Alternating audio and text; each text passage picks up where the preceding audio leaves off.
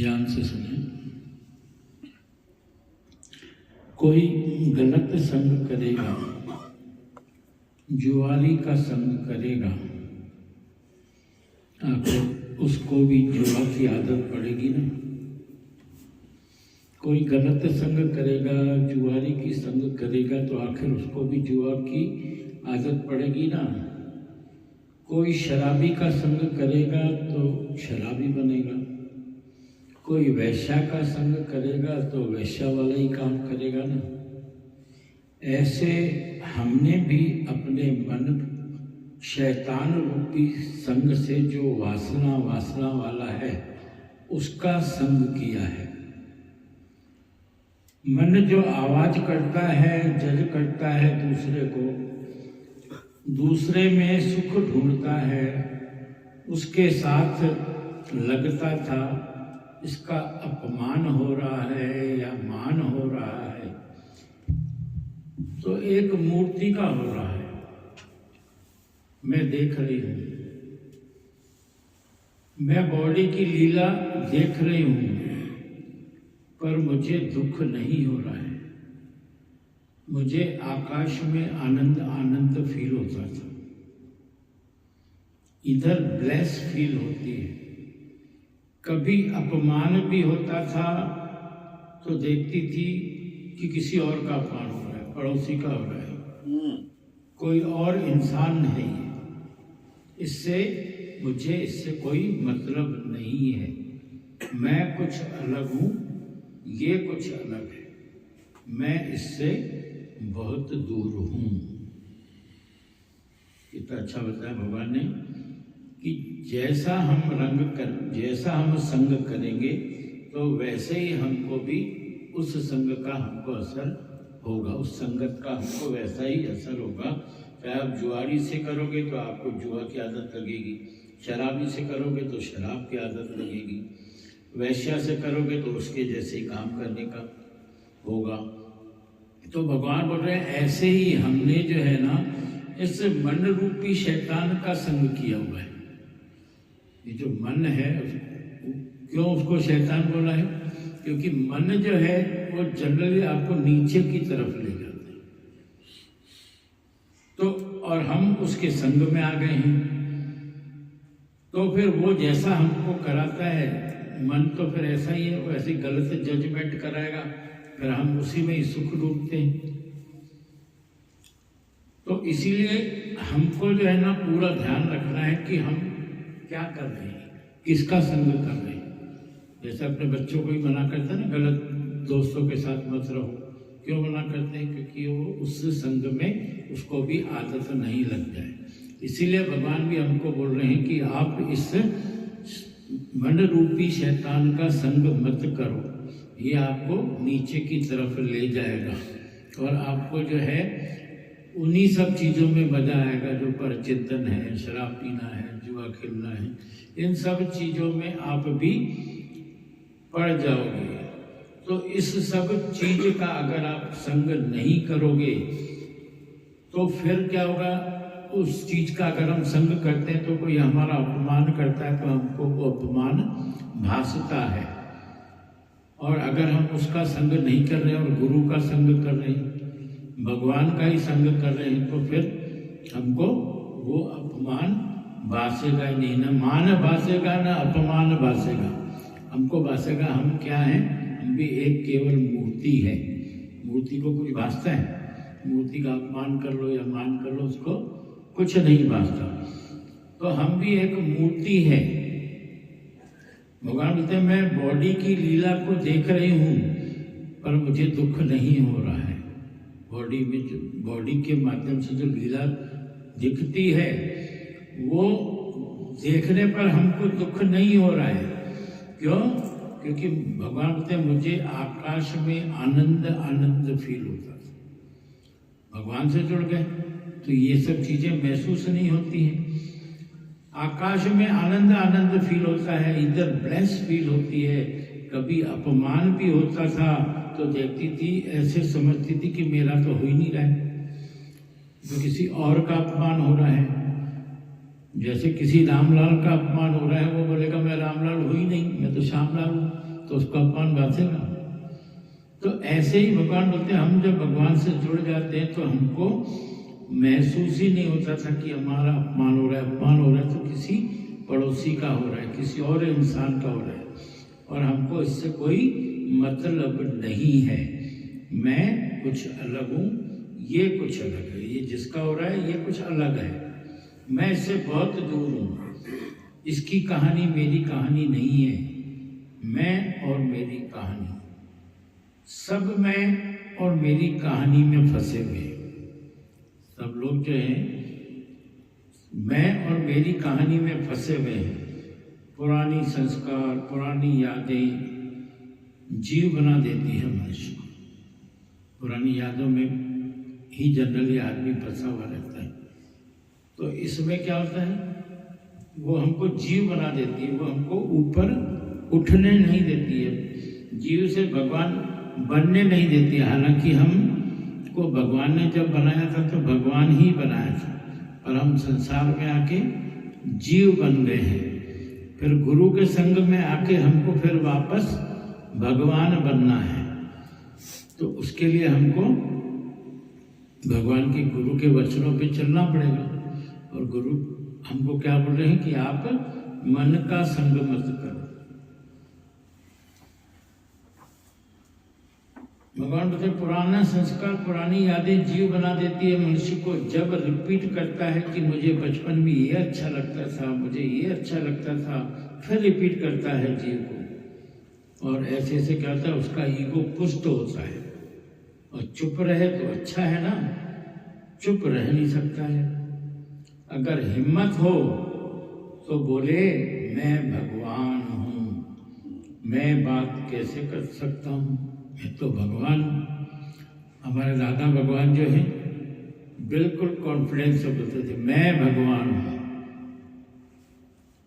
100 लोगों के बीच में कोई बोल के दिखाए तो वो उनका ईगो नहीं था, वो ईगो से नहीं बोलते थे, वो इसीलिए बोलते थे कि हम जो है अपने मनुष्य के देह में जो है हम नहीं फंसते हैं, हम देह से ऊपर हैं। उसी का भगवान आगे उदाहरण वाणी में दे रहे हैं कि भगवान की बेटी शांत हो गई तो लोग पूछ नहीं पाते थे कि भगवान आपकी बेटी शांत हो गई, कोई आए तो पूछ नहीं सकते थे। मैं 2 दिन से घर में भगवान के हूं, पर मुझे मालूम नहीं कि भगवान की बेटी शांत हो गई। सत्संग चल रहा है, उन्होंने किसी को नहीं बताया कि बेटी शांत हो गई। सत्संग के बाद चुपचाप से उसका दाह संस्कार किया, सत्संग भी किया, और लोगों को मालूम ही नहीं पड़ा कि जो है बेटी शांत हो गई। जो भगवान के घर में रहते हैं उनकी भी हिम्मत नहीं हो पा रही थी कि पूछे, क्योंकि वो देह में थे ही नहीं। भगवान बोलते हैं कि घर मुझे नहीं मालूम पड़ा कि बेटी शांत हो गई। 2 दिन बाद किसी ने बताया, मैंने बोला मुझे पता ही नहीं है, कोई बोल के तो दिखाए। भगवान ने अनुभव के तौर पर भी नहीं बताया। मेरी बेटी बोले कौन? मेरी बेटी यानी फिर मैं आ गया, मेरी बेटी शांत हो गई यानी मैं आ गया, और फिर वो मोह वाले लोग, दोनों चीजें साथ हुई। तो भगवान ने बोला तक नहीं किसी को। याद करने से बात रिपीट होती है।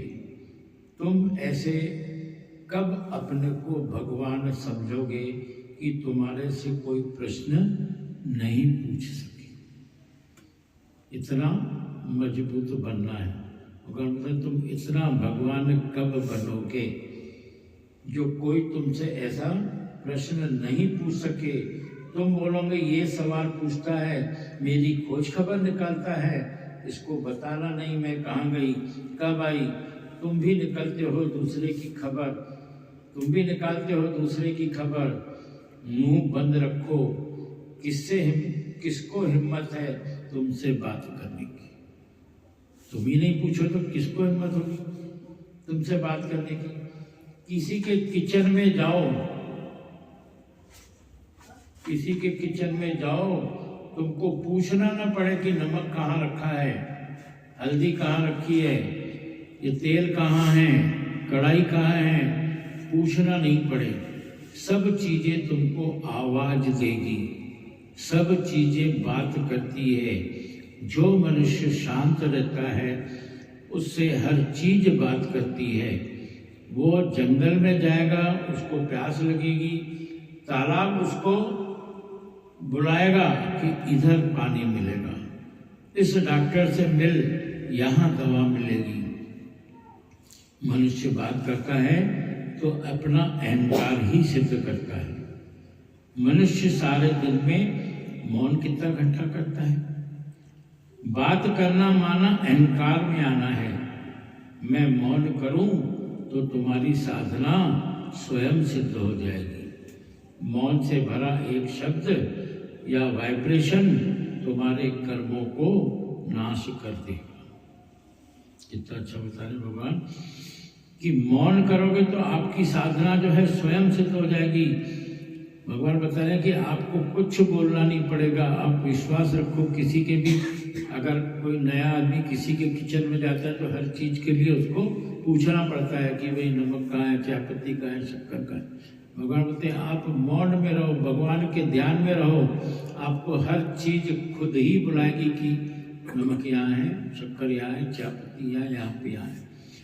ये भगवान बोलते हैं आप जंगल में जाओ, आपको प्यास लग रही है तो आपको तालाब खुद ही बुलाएगा कि यहाँ है पानी, यहाँ हूँ मैं, यहाँ आ जाओ। आप बीमार हो तो अपने आप आपको वाइब्रेशन आएंगे, अपने आप आपको जो है वो चीज़ें आएगी दिमाग में कि कहाँ जाना है मुझे, कौन से डॉक्टर के पास जाना है। किसी से पूछने की जरूरत नहीं पड़ेगी। मगर उसके लिए क्या शर्त है कि आप मौन रहो और सदा भगवान के ध्यान में रहो।